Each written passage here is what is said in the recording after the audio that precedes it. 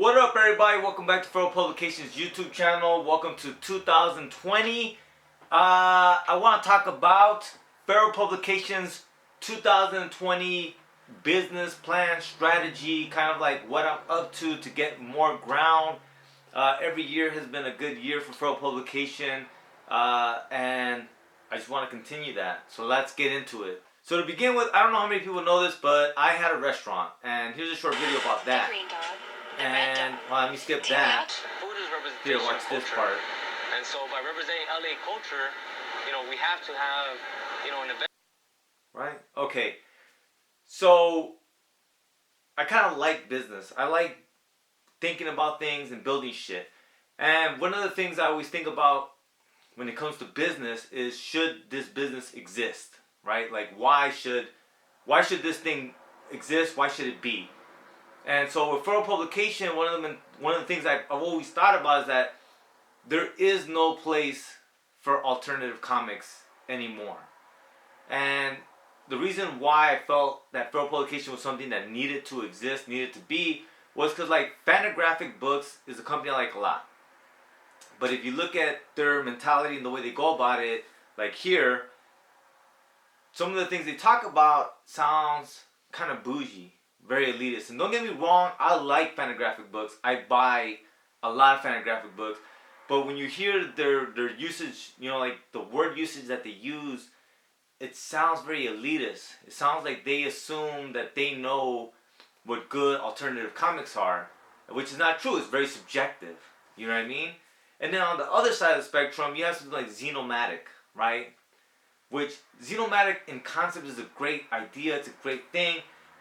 But I remember once upon a time on their website, they said they were staying out of politics. They don't want anything to do with politics. If your zines are political, they don't carry them. Which I thought was a very privileged attitude to have.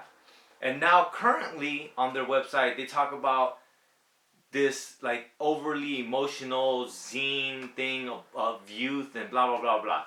I don't like that attitude neither.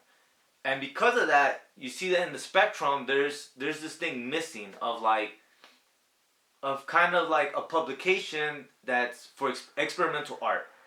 Whether it's experimental with what we're talking about, the art, the attitude, all of that.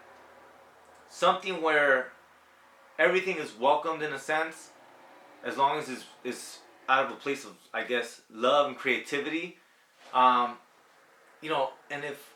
And if it's coming from that aspect, I think it's something that will add value to people's life, whether by reading it, whether by creating it, and so on and so forth.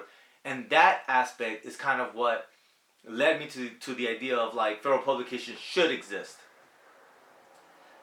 After that, I was just thinking, I just want to create a self-sustaining system where I'm able to do this thing, right? I'm able to run this thing and not lose money and continuously grow. And I have been able to do that. And so then it brings me to the next point of like, so then what's the next level, the next strategy? And that's a lot. There's a lot to talk about in that. But I guess for the most part, for my business plan for 2020, kind of how I plan to build this up, is one, I've already started, which is I'm going to start publishing other people's work, which is something that in the beginning I always wanted to do. That was always something that was part of my plan of not only publishing my own thing, but other artists. And I'm glad to say that I finally got to that moment where I have enough brand recognition where people kind of recognize Feral Publication as someone in the zine community that can be trusted, right? And trust is a big, important thing, and I appreciate people's trust of me.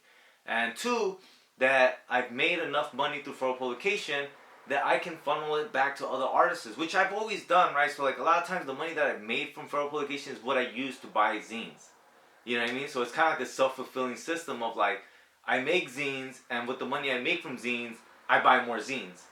But it's the point of like, now I want to take it to the next level.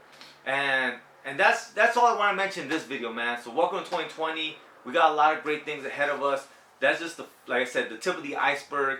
I'm going to have more videos talking about the marketing strategy, talking about the growth, talking about Feral Comics, the zine anthology that's gonna be getting shipped out within this week. You know, and talking about all that good shit, man. So, you know, I really do appreciate everyone that has helped me get to this moment. You know, whether how small you think your contribution has been, I let you know right now, like, it all adds up, man. Honestly, it all adds up.